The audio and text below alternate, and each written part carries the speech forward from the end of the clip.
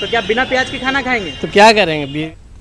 अनुपम खेर का कहना है कि वजीर-आज़म नरेंद्र मोदी अमेरिका में खूब हलचल मचा रहे हैं। उनकी क़यादत में हिंदुस्तानियों की सोच में तब्दीली आई है। न्यूज़ 18 से खास बातचीत में अनुपम खेर ने कहा कि अब हिंदुस्तान के हवाले से बैरून मुल्कों के लोगों की सोच में भी मस्बत तब्दीली आ रही है। आप देखिए उन्होंने क्या कुछ कहा। हमें दीजिए इजाजत। आदाब। It is happening in America.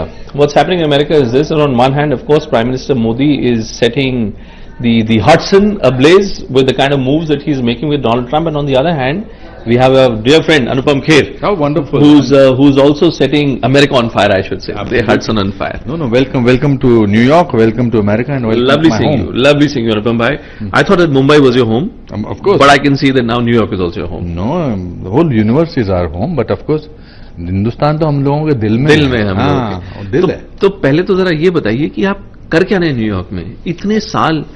क्या 2 साल हो गए क्या आपको? आप अब भारतीय नहीं है क्या अब आप? नहीं, मेरा फर्स्ट सीजन खत्म हुआ है न्यू एम्स्टरडेम का अभी कल इनफैक्ट, और हिंदुस्तान में आज सेकंड सीजन का फर्स्ट एपिसोड शुरू होने वाला है। 1 साल पहले मैंने डिसाइड किया कि बहुत मुझे हिंदुस्तान में लोगों ने बुलाना शुरू कर दिया था वेटरन। बाल आपके भी नहीं है, मेरे भी नहीं है। तो बेस्ट, ये फ्रेम तो बेस्ट लग रहा है और ब्लैक एंड व्हाइट में हम इस समय।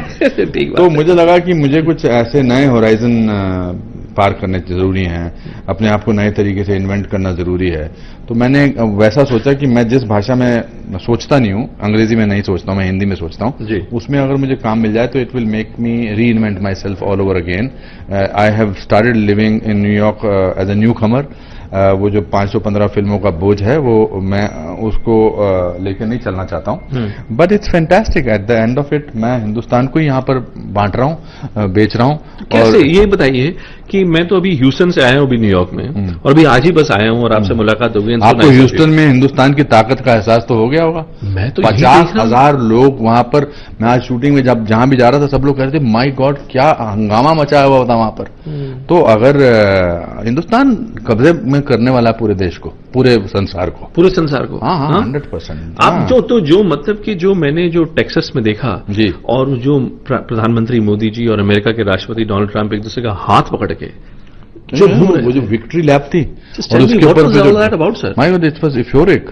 It's strangely that it was very moving. इसी हमारे बहुत सालों से हिंदुस्तान तरक्की कर रहा है, मगर अब जो लीप ली है हिंदुस्तान में under the leadership of prime minister Modi, I think he has put us on a world map in a very big manner. And मतलब लोग आपको मोदी भक्त कहते हैं, भाजपा भक्त कहते हैं, ऐसा नहीं? पूरा हिंदुस्तान उनका भक्त है। 50,000 लोग जो वहां बैठे थे जो मोदी कर रहे थे, अब जो कुछ अपनी आंखें बंद करके वो बनना चाहते हैं ऑस्ट्रिच और अपने गर्दन जो है जमीन में दबाना चाहते हैं कि नहीं हो रहा, वो अलग बात है। But the truth is, let's just take it as a very very optimistic triumphant manner.